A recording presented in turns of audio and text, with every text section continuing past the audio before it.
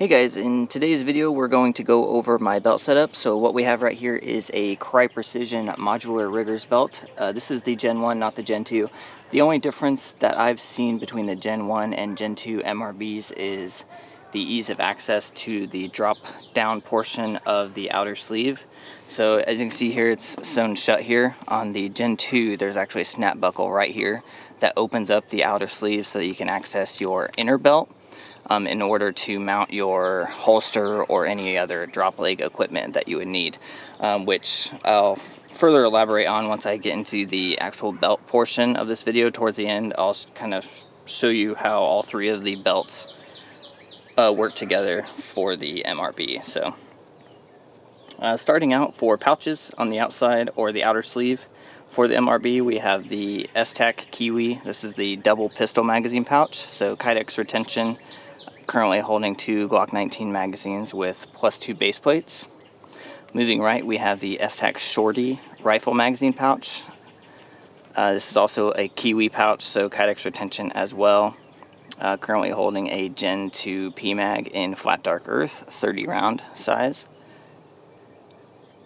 So here we have some shot cord mounted to the inner belt portion here, and that's currently holding a tourniquet. You can just rip it out of the shot cord, no problem there. Kind of a fast way and convenient spot to hold a tourniquet on the belt. Middle back portion, we have the Blueforce Gear Trauma Kit Now, or I think it's the Micro Trauma Kit Now. It is this horizontal kind of small size, and it has swappable kind of face plates, I guess, for this symbol at the back, kind of the first aid symbol.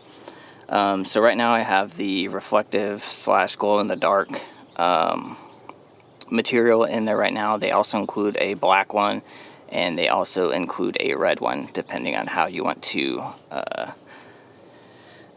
label your first aid kit. So there's that. Pretty neat pouch, very small though. You can only hold like a little bit of quick clot and some other items in there. You can't hold a full first aid kit in that. So you probably want a larger dedicated IFAK somewhere else on your kit. But this is a pretty neat, convenient size that Blueforce Gear makes. So moving to the right side of the belt, we have a Safariland. This, I believe, is the 6378 model. Currently holding my Polymer 80 pistol with a Streamlight TLR1 HL on it. Really big fan of the color of this holster. For a time I did have one of the multicam ones, but that was a replica. I'm thinking about switching to a real multicam one for this belt, but for right now the tan I think looks fine. And then the last piece is this Grimlock holding a pair of mechanics gloves. I think these are the 0.5mm specialty gloves. Really big fan of those.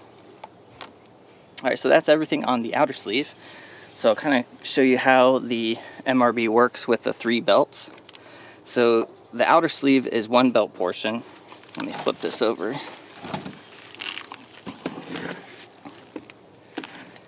Alright, so here we have the inner belt, which is also a stiff belt. This is designed to go into the belt loops of your pants. And then you see it's covered in loop Velcro that the outer sleeve attaches to. So this is typically worn as a pants belt.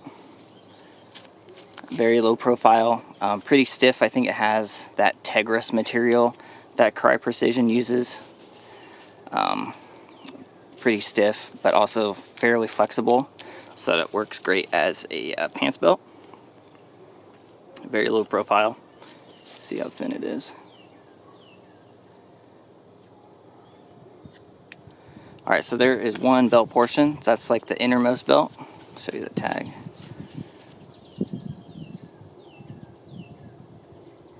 Alright.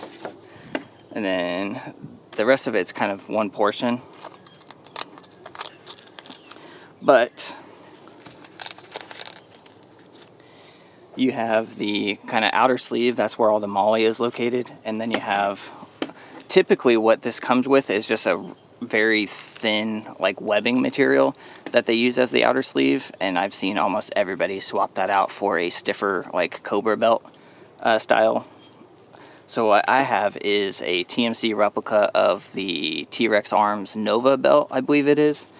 I just needed something quick to kind of provide more stability for my belt, so this is what I went with. In my old MRB, I had a Tier Tactical Gunfighter belt, and that thing was awesome. I've been looking for another one of those, but I just haven't ponied up the cash for it. So right now this works. It is a genuine buckle, even though it is a TMC belt. I haven't had any issues with it. So that's what I use. It is still pretty flexible, but once you get into the stiffened part, it's very, very solid. You can kind of see that it doesn't sag a whole lot, even with all the stuff on it.